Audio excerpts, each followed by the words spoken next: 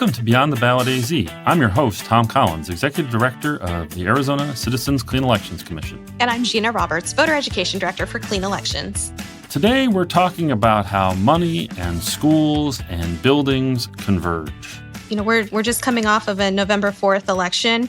About 10 out of our 15 counties had elections. And so voters saw a lot, especially here in Maricopa County, of items related to schools, to public schools. We saw everything from looking at maintenance and override elections to districts seeking bond approvals to districts seeking authority to sell or lease property. And so voters had to make some important decisions here. And what's interesting is when you look at the results, which are available, and you can go to our website for those, you know, not every district voted the same way. So we actually did have some districts where their voters rejected those bond measures. And now those districts are going to have to figure out what to do with those potential shortfalls that they have in that funding that the bond approval would have provided. And then we have several districts where voters said, yes, let's go ahead and do it.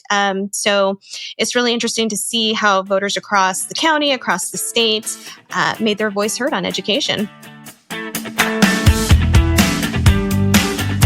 We're here with Glenn Farley. He's the Director of Policy and Research at the Common Sense Institute.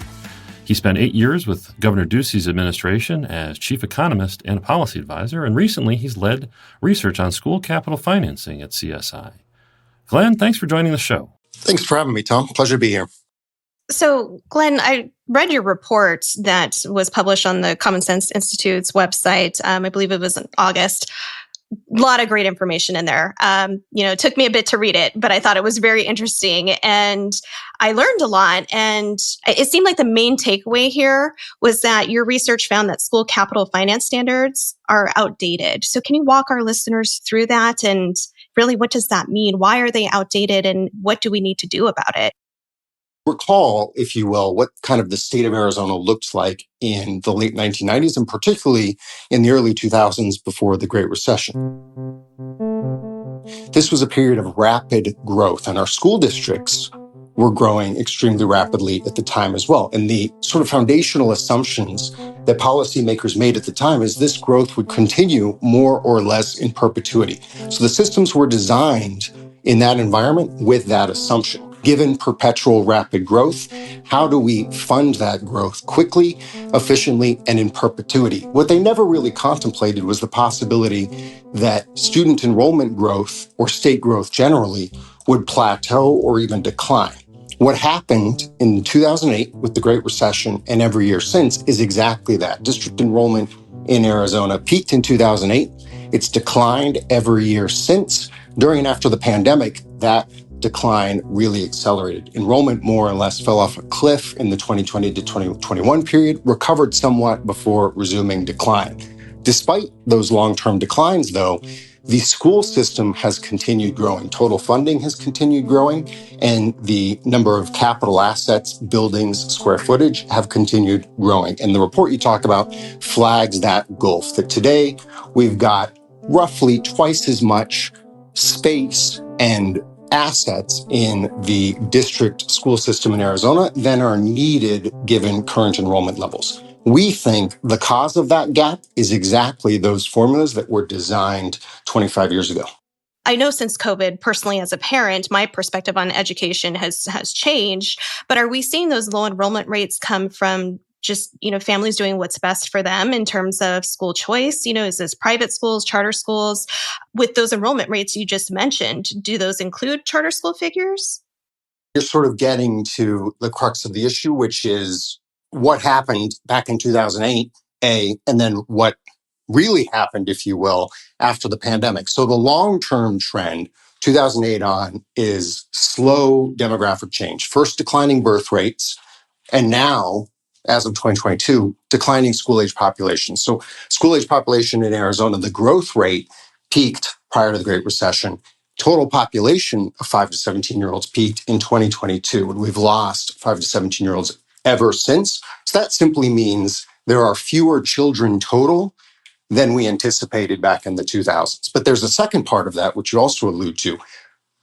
demographic change alone can't explain the scale of the enrollment gap. It's much larger than the either slowdown or subsequent decline in the number of kids. That is something we call sort of the preference shift. And for sure, many folks picked up on this preference shift during and after the pandemic.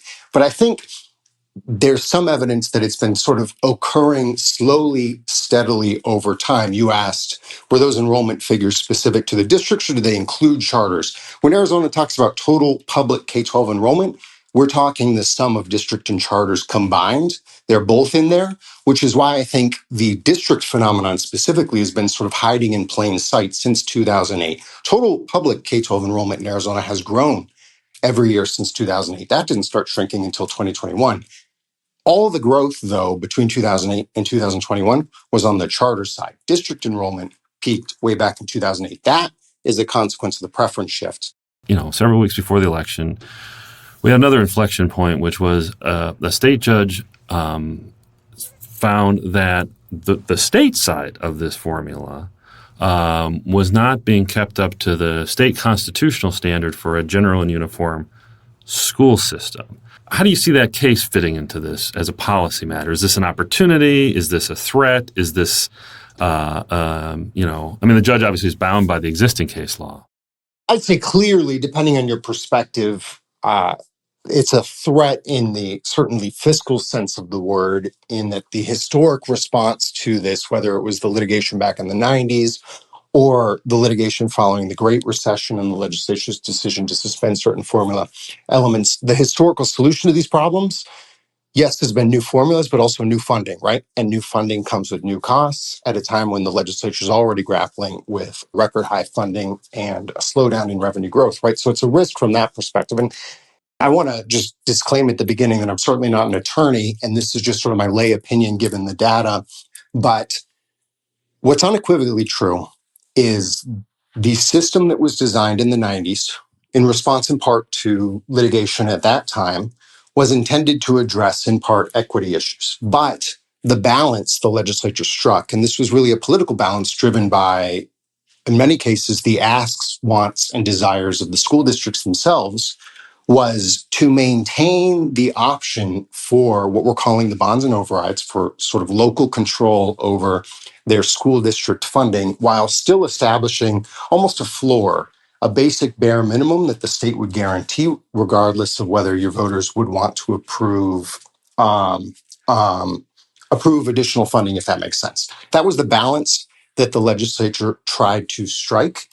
It's arguable, and I think the argument is ongoing, whether the legislature succeeded or not. What is inarguably true is the amount of money that's been invested system-wide over the last 2 decades is far in excess of what enrollment growth alone should have demanded. And the result should be that we have a lot of excess facilities and a lot of facilities, we should see it showing up on the quality side. And this is where I think there's a massive data gap that's fueling litigation and public angst and things like that.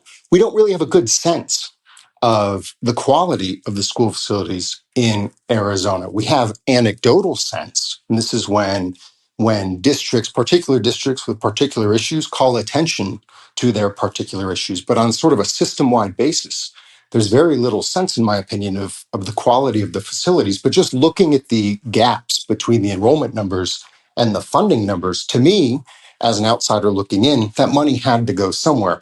My suspicion is that money has gone to renovating and improving the facilities, not just building more empty buildings. So I think the facilities are probably a lot nicer than we think. What I would like to see is some sort of an inventory, some sort of an objective look at what exactly we have and what is its quality on an objective and sort of holistic basis. But I think that's missing at the moment. And what about Prop 123? Does that play a role here? We know voters approved that in I believe it's 2016. We didn't see it on the ballot this year in 2025. Not sure if or when it's going to come to voters again to consider, but what sort of impact does Prop 123 have here? Yeah, so for a little bit of background for your listeners, Proposition 123 was itself a solution to another round of litigation. This time it was litigation related to decisions the legislature made during the Great Recession. There was a funding crisis, a revenue crisis in Arizona during the Great Recession, so there wasn't enough money to meet the state's expenditures. Legislature suspended some elements of the K-12 formula to balance the books. The litigation was over the legality of those suspensions. It was ultimately settled with the school districts. The settlement required the state to put in a bunch of new and one-time, a combination of new ongoing and one-time monies to sort of compensate them for those recession-era cuts. One of the tools that the state used to pay for that settlement was Proposition 123, which temporarily for 10 years increased distributions from the land trust. As you alluded to, Gina, that had a 10-year sunset date. It is now sunsetting.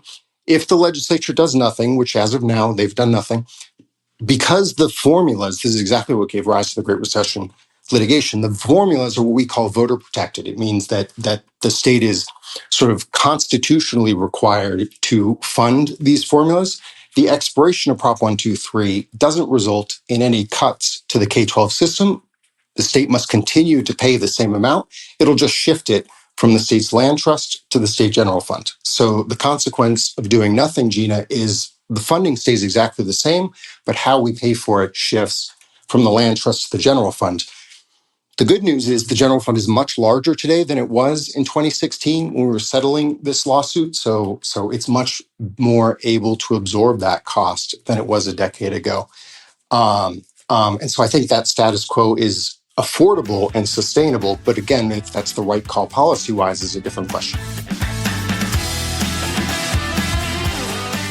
We're talking a lot about, the policy, the funding, right? We're talking about the money.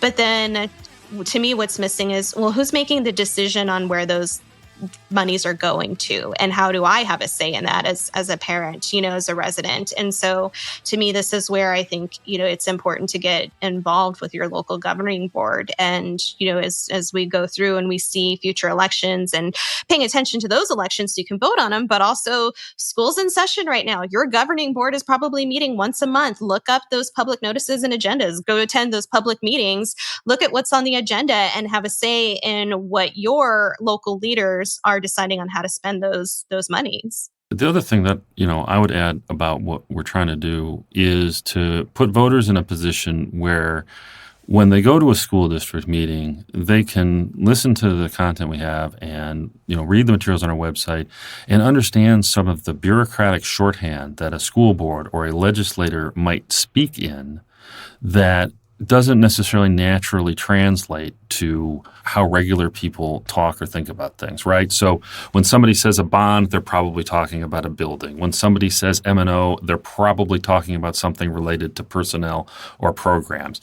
When somebody talks about a state formula, they're talking about, money that's coming from state taxpayers. When somebody talks about the federal government, where's that money? And because if you're trying to understand why your legislator votes a certain way or what the issues that your school district is wrangling with, it's helpful to, at least if you're going to follow that discussion, have some understanding of the terminology they're using and what that means practically.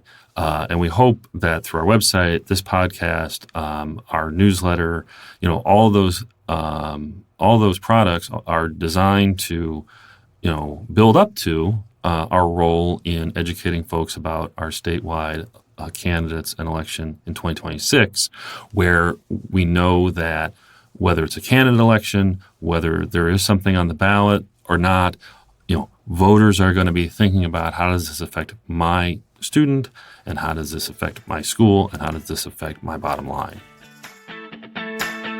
Thanks for listening to Beyond the Ballot AZ. I'm Tom Collins. And I'm Gina Roberts.